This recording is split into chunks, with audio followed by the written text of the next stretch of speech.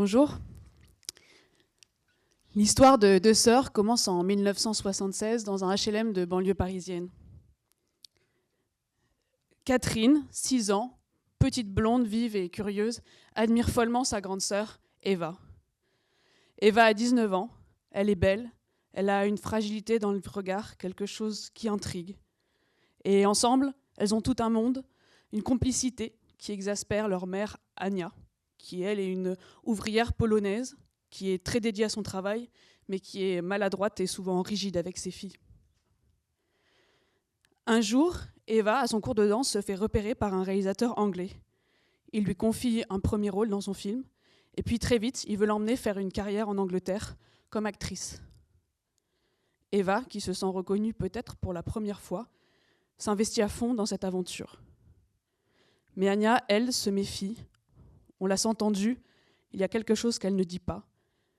Elle lui reproche d'abandonner Catherine, mais impuissante, elle finit par la laisser partir pour l'Angleterre, laissant Catherine inconsolable. 10 années passent. Catherine a 16 ans. Elle est toujours fascinée par cette grande sœur qui est devenue une vedette de cinéma en Angleterre. Quand Eva revient en France, quand elle revient à Paris, elle est erratique, instable et assez peu fiable avec sa famille, mais Catherine lui pardonne tout.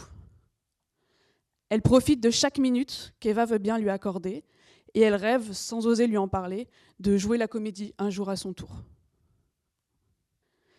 Mais avec le retour d'Eva à Paris, les paparazzis s'intéressent également à elle et un secret finit par filtrer dans la presse, le secret qu'Ania et Eva avaient caché toutes ces années, le fait que Catherine n'est pas la petite sœur d'Eva, mais sa fille. Catherine, sous le choc de cette nouvelle, essaye de confronter Eva, qui, elle, fuit la discussion, incapable d'affronter l'instant. C'est Ania qui finit par raconter à Catherine comment Eva est rentrée de colonie de vacances à 13 ans, enceinte d'un viol d'un garçon plus âgé. Catherine, bouleversée, entre alors dans une solide dépression, d'autant qu'Eva est introuvable. Les jours passent, elle ne réapparaît pas. Catherine, elle ne sait plus qui elle est. Elle n'est même plus sûre que Eva l'ait aimée un jour. Et après une profonde dépression, elle fait une tentative de suicide. 2026, 40 ans ont passé. Catherine est devenue metteuse en scène, avec plus ou moins de succès. Elle a eu des enfants qui sont devenus adolescents à leur tour. Et elle s'occupe d'Ania, qui est très âgée. Mais elle n'a jamais oublié l'abandon d'Eva, ni l'enfance qu'elle avait eue avec cette mère-sœur.